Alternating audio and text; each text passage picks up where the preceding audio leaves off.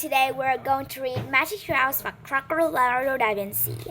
We are going to read it for the duplicate person. Copy me, everyone. So, guess who is me in 4 of these? Can you guess it right? So, like if it is the yellow wings. Subscribe. It is the pink ears, and there share if you think it is the blue one, the blue ears, and then please comment the nice video if it is the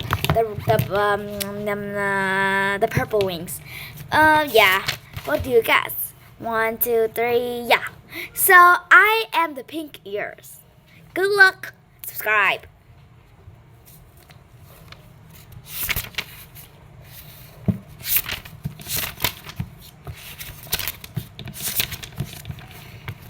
How much chapter have I read already? Let's see here. Okay.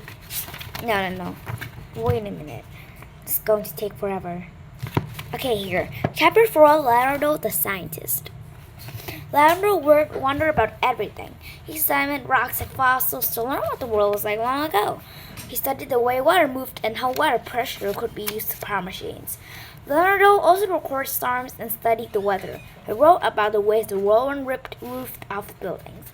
He studied clouds and lightnings and rains. He figured out the moon has an effect on the tides. That's an amazing thing. As the roofs fled away. You won't see it. So here, in his spare time, Leonardo studied math and taught himself Latin. What used to do math for fun? What? Sister. Leonardo used math. Study math for fun. Leonardo used to do math for fun. Okay, there. Nice. Effort.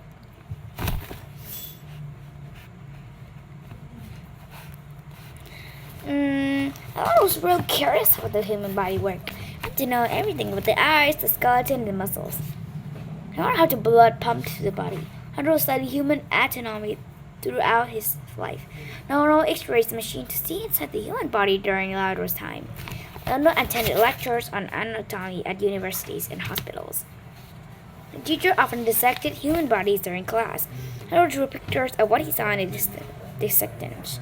Leonardo did his own dissections. Back then, it was against the law to dissect a human body with a special permission. An artist, Leonardo managed to get this permission. He dissected 30 bodies, all types, young and old. First, Leonardo studied the muscles and tendons. Later, he drew skeleton, heart, and blood vessels. These drawings are amazingly detailed. Leonardo planned to use them in a book about human anatomy.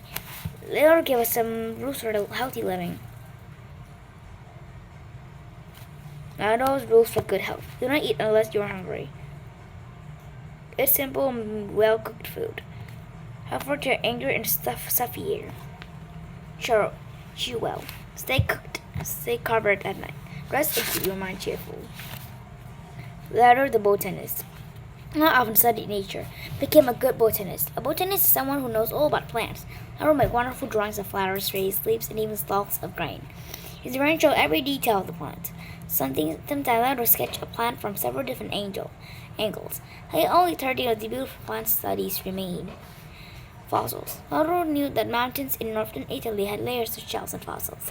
People believe a great flood had once covered the mountains. I thought when the flood went down, it left behind the fossils and shells. I don't think this was true. He thought it would be impossible for a flood to leave fossils and shells in separate layers. So he concluded that the after flood was covered over the water could have washed the fossils downhill off the mountains. Leonardo thought that before the mountains existed, the Great Sea covered the land. Fossils and shells were deposited in layers on the ocean floor. When the mountains formed, they pushed the fossils and shells out with them. Today, scientists say that Leonardo was absolutely right. Open your eyes, he said. All this time, Leonard opened his eyes to the natural world. I was thinking about how the way things after he did, but to find out what Leonard looked like. What did Leonard look like? He wasn't certain how Leonard really looked like, but experts think Leonard reduced himself to one of the first two drawings shown here. I think that the artist Raphael used Leonard as a model of Plato studying Greek philosopher at the School of Athens.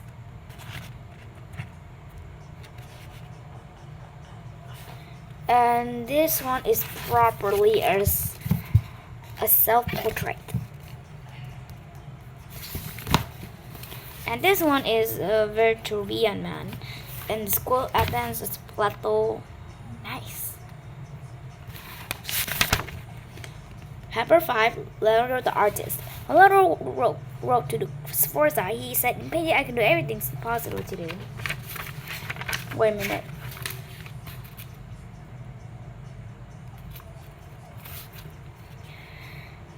Leonardo was a master of art showing the way clothes drape over body and colors and details in skin and hair.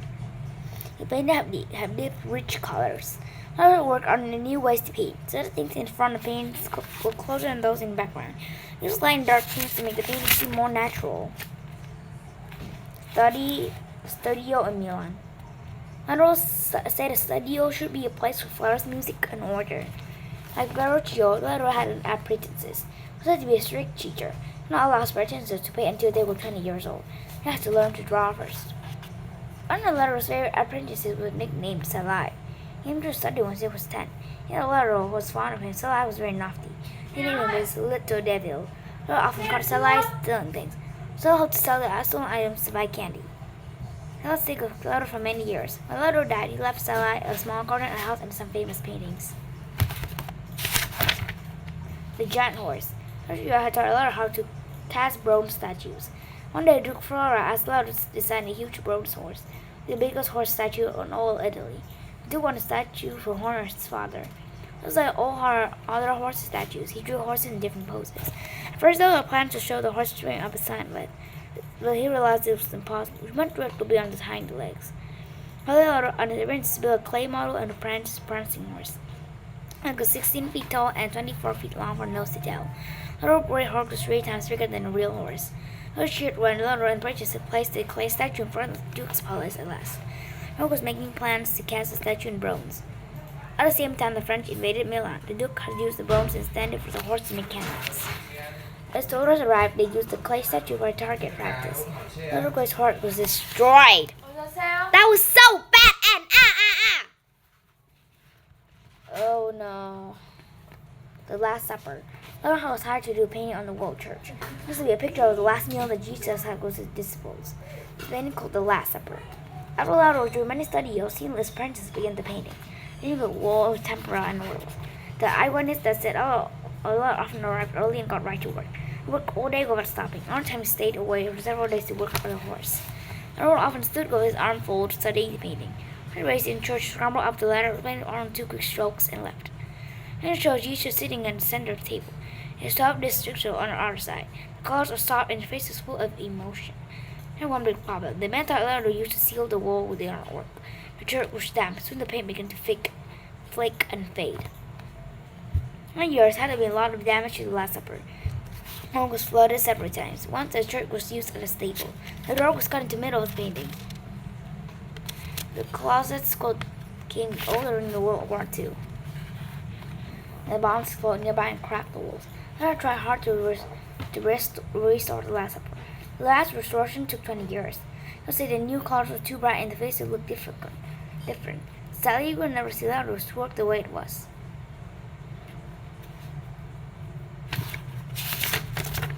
Mona Lisa. The Mona Lisa is the most famous painting in the world. First time Mona Lisa was a young woman married to a rich man. Her husband hired Leonardo to make a painting of her. We got the Mona Lisa in 1503. He worked on it for about 3 years. Reasons we're not sure of, Leonardo kept the painting. He stayed with him when he died 16 years later. The Mona Lisa is smiling. And is she smiling? What is she smiling at? To create this feeling of mystery, tiny strokes of color around Mona Lisa's eyes and mouth. There are over 40 layers of color. This technique is called a soft metal. Leonardo invented it. The word soft metal means smoked or smoky in Italian. Soft metal blurs colors together. a smoky effect, and softened the lines between objects. It makes it hard to tell Mona Lisa smiling with any shadows around her mouth. Later died, she kept the Mona Lisa alive. Later, the King of France bought it. Today is in the Louvre Museum in Paris. Battle of Ariari. The city of Florence hired Leonardo to sing the scenes during a famous battle in armies in Milan and Florence. It will be known as the Battle of Ariari. Leonardo was painted on the wall at the Palazzo Vecchio. Duke Yourself drew battle hordes sent his notebooks, show horrors and men tangled together in fierce combat. The sketches were powerful and brutal. Leonardo reminded us of thinking horrors and wars. The expert think that Leonardo's best work. Leonardo used wax to bind paint to the wall. Began to paint the terrible rainstorm hit Florence. The water poured down the walls. The storm continued all night. Put heating pots all around the room to dry the walls. The heat melted the wax. The painting was badly damaged, and Leonardo had only finished the small part of it. We don't know why, but Leonardo never tried to paint it again. Years later, someone painted over the wall. Today's well-known painting is from Leonardo's great drawings. Mona Lisa stolen. On August 21, 1911, Paris was in uproar. The Mona Lisa was missing. Someone has taken right out of the world of the Louvre.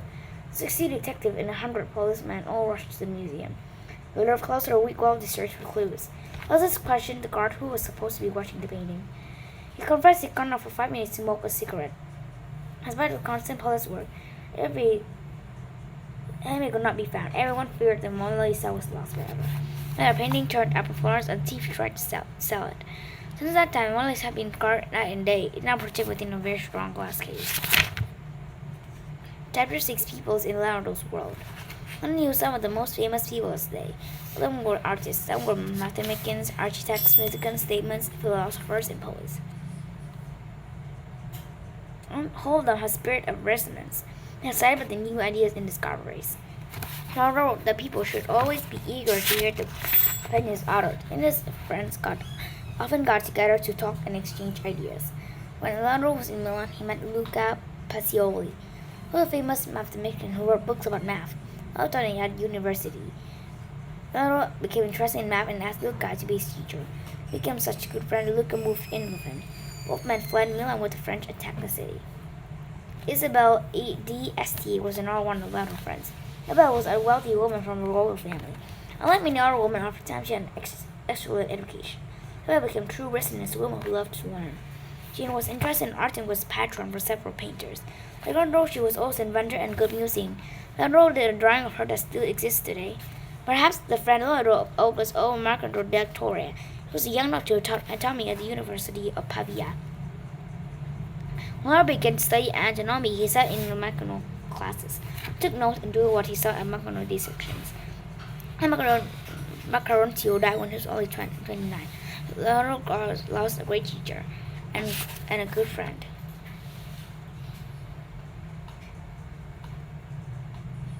Luca Pacioli.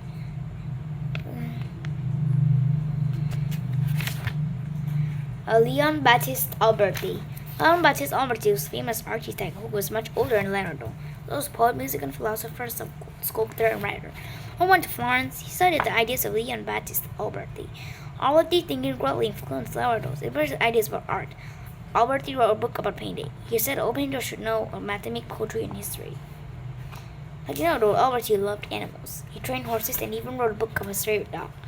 Alberti was very athletic. This story he once flew an apple all the way to the top of the Duomo. That's longer than a football field. Michelangelo Buonarroti.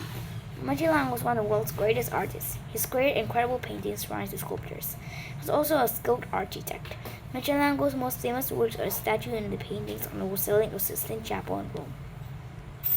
Michelangelo was a young man when he met Leonardo. Leonardo was in his 50s. They did not get along. Leonardo always had very good manners. Michelangelo was often short-tempered. There were several stories about Michelangelo's rudeness to Leonardo. Leonardo was working on the Battle of Arcari. Michelangelo was also painting his own mural scene room. He never finished his painting either. A bunch of room to complete and not work. Donato Bramante. Donato Bramante was a painter and an architect. Whenever they met Leonardo, he was designing an ancient church in Milan. Bramante was a genius. He began as a painter, and the architect was his passion. He loved building with Leonardo and taught him many degrees. I like Leonardo Bramante was a musician. He played the lute. He was a kind of gentleman. They always called him Donino. But Brahma's friends liked to tease him. The owners were a funny homeless greediness for peers. Fernando designed an incredible church called St. Peter's Basilica in Rome. Many people think that it's the most beautiful church in the world.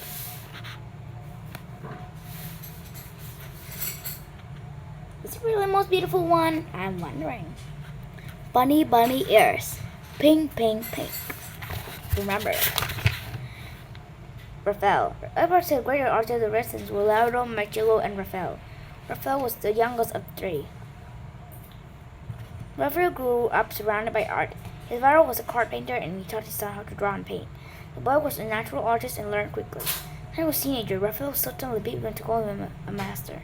He loved the handsome, friendly boy. He was influenced by the work Leonardo and Michelangelo. During his short life, he produced many incredible paintings, but at the head of his fame, caught a fever. He died in Rome on 37th birthday. Housed at his funeral, a top painting rested at the head of his coffin. Chapter 7: Death of Aegeus. Leonardo was getting old. His health was failing, and he lost the use of his right hand. When Francis I, the King of France, had him to come to France, Leonardo accepted. Hence offered him a country house near his palace. And the king spent many hours together talking about art and science. Leonardo devoted his last 3 years to organize his papers. In 1519, when he was 67 years old, the European people believed he died in Francis' arms. I believe that Francis was away when Leonardo died. Leonardo was buried in the Cathedral of St. Florentin in France. By 1802, the cathedral was in ruins. Builders used the cobblestone to repair a nearby mansion. And no one knows where Leonardo's body lies. Leonardo's notebooks. Leonardo left his friend a few books and some paintings. Loved assistant Francisco Melzi took charge of the notebooks. As Melzi died, many pages of notebooks were lost, sold, or stolen. People wanted pages from Gina's notebook.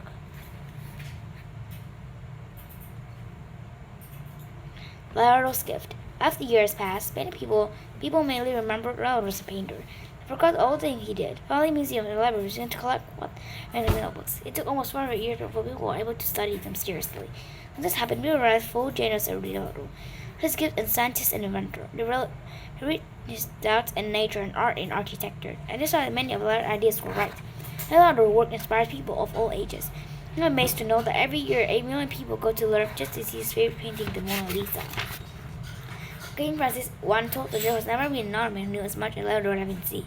Although there would never be another like him.